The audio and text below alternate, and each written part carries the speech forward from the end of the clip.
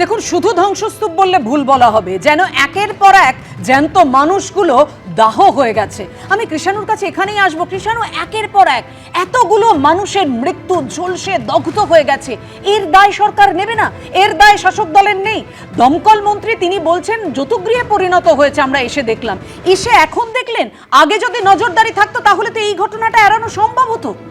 দেখুন, প্রথম কথা নিশ্চয়ই কিছুটা আপনার কথার যৌক্তিকতা আছে, কিন্তু সার্বিকভাবে যদি দেখি, এটা তো প্রাইভেট এন্টারপ্রাইজ, লোকে করতেই পারে, সে তার নর্মস করছে। এখন সেখানে তার লাইসেন্স বহির্ভূত কাজ সে করেছে কিনা সেটা তো তার কনসার্ন অথরিটি আছে, কিন্তু মানে মানুষের আচরণ, একটা প্রাইভেট কোম্পানি, সেখানে মানুষ কিভাবে চলবেন এইগুলোও তো করা যায় না সবসময়। আর আমি যদি সার্বিকভাবে দেখি, ভারতবর্ষের একটা শহর তো শুধু কলকাতা নয়, অগ্নিসংযোগের আরও ভয়াবহ ঘটনা বিভিন্ন রাজ্যতে বিভিন্ন শহরে হয়েছে।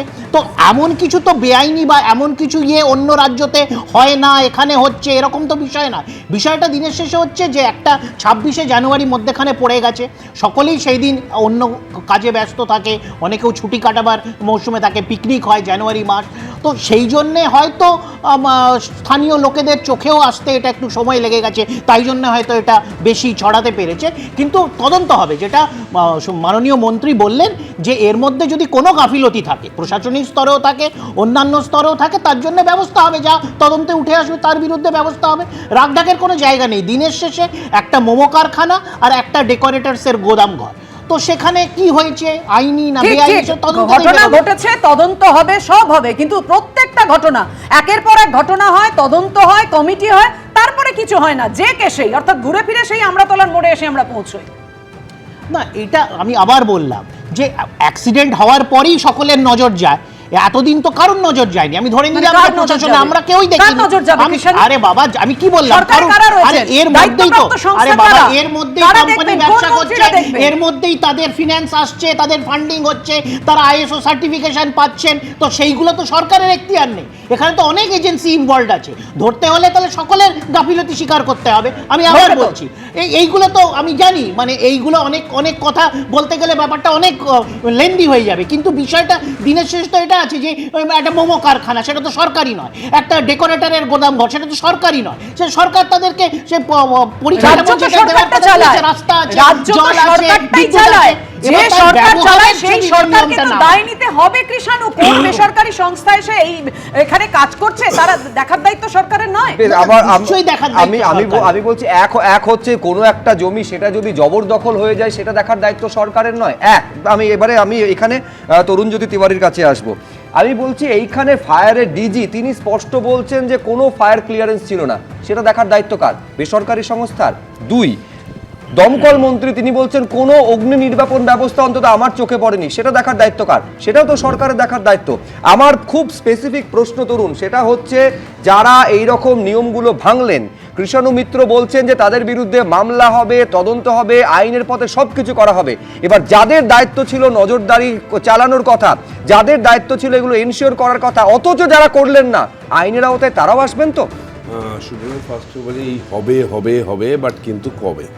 দেখো, আমি তো নদিয়া জেলার ছেলে, তেহট্ট, পলাশিপাড়া, নাকাশিপাড়া এইসব এলাকায় কান পাতলেই শোনা যাচ্ছে যে তাপস মারা গেছেন। এখন তাপস মানিক ফায়ার ব্রিগেডে প্রচুর চাকরি দিয়েছে, এরা অযোগ্য, এরা তো কিছুই জানে না, আগুন নেভাবে কী করে, শোনা যাচ্ছে কান পাতলে এই কথাগুলো।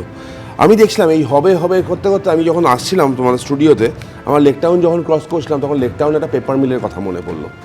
ছোটোবেলায় দেখতাম, যখন স্কুলে যেতাম, আমি বাঙুর বয়সে পড়তাম, যখন দেখতাম স্কুলে পেপার মিলটা থাকছিল, তারপর দেখলাম ওটা ভেঙে গেল, পুড়ে গেল, ওখানে বড় বড় বিল্ডিং দাঁড়িয়ে গেল। আমি কয়েকদিন আগে খিদিরপুর ফায়ার, তোমাদের মনে আছে? খিদিরপুরে দোকান জ্বলে গেল, তার নাকি প্রোব হবে, কি হলো আমি জানতে চাই। উষা কোম্পানি তোমার মনে আছে? বড় একটা বিল্ডিং, বড় মল দাঁড়িয়ে আছে, উষা কোম্পানি কীভাবে আস্তে আস্তে গেল আমরা দেখলাম। আমি শব্দ দিচ্ছি না, আমি সরকারের কথা বলছি। আমরি হসপিটাল মনে আছে?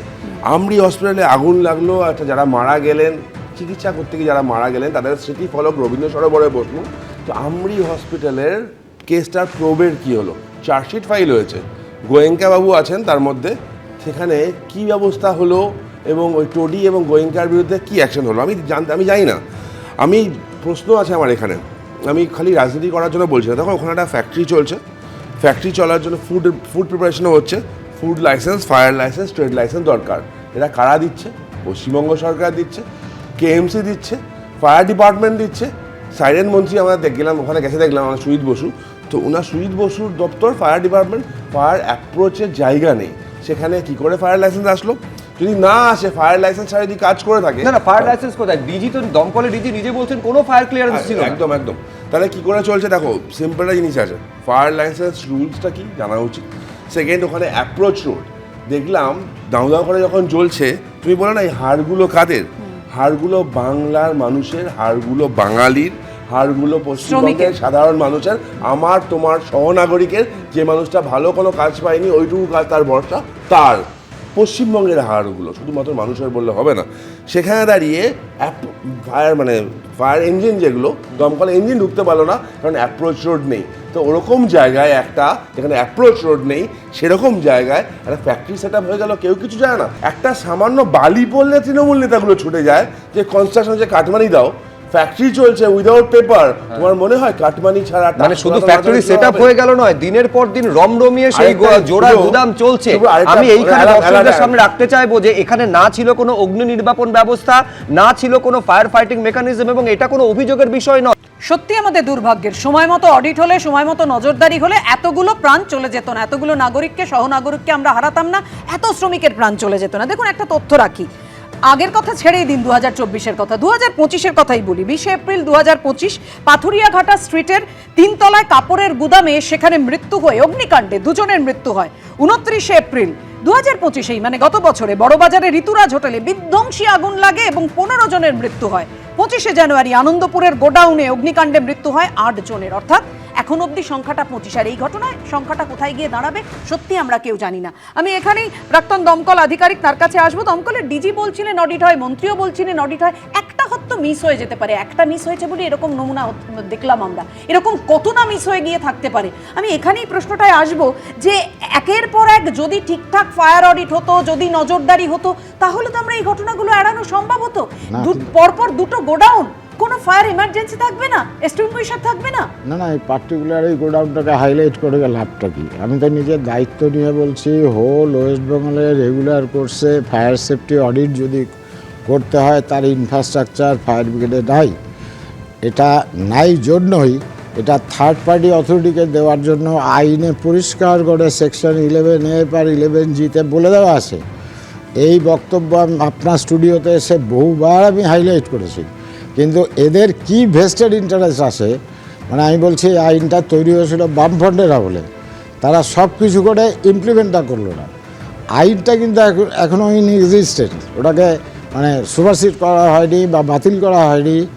এলেন এই সরকার, বর্তমান সরকার, তাদেরও বা কী ভেস্টেড ইন্টারেস্ট নিজেরা জানে যে আমাদের ডিপার্টমেন্ট দিয়ে সারা পশ্চিমবঙ্গে রেগুলার কোর্সে ফায়ার সেফটি অডিট করে ভায়োলেশন ডিটেকশন করে অ্যাপ্রোপ্রিয়েট ব্যবস্থা করা সম্ভব নয়। কেন সম্ভব নয়? ফায়ার ব্রিগেড প্রেস স্ট্যাটাস, গতকালই এই স্টুডিওতে এসে আমি বলে গেছি, 3টে ডিরেক্টর হচ্ছে অপারেশনাল হেড, একটাও নাই, মানে 3টেই ফাঁকা। একটা ডেপুটি ডাইরেক্টর অ্যাডিশনাল চার্জ নিয়ে বসে আছে ডাইরেক্টরের। That director in charge did not turn up to this devastating fire. এই ফায়ারে তারপরে নিচের র্যাঙ্ক যদি ধরি, ডিভিশন অফিসার, যারা এক একটা ডিভিশন কন্ট্রোল করে, সেখানে 23টা আমাদের ডিভিশন, 33টা ডিভিশন অফিসার, তার মধ্যে মাত্র 13টা আছে, 20টা ভ্যাকেন্ট। তাহলে এই বিধ্বংসী অগ্নিকাণ্ডে কারা ফেস করেছে? আমার যে লোয়ার লেভেলের স্ট্রাইকিং ফোর্স, সেই ফোর্সকে যদি লিড করতে হয়, তার জন্য সিনিয়র অফিসার দরকার। এখানে আমি জানি একটি মাত্র সিনিয়র অফিসার শুধু খেটে গেছে, বাকি সব পরে মুখ দেখাতে এসছে। এবিপি আনন্দ, এগিয়ে থাকে, এগিয়ে রাখে।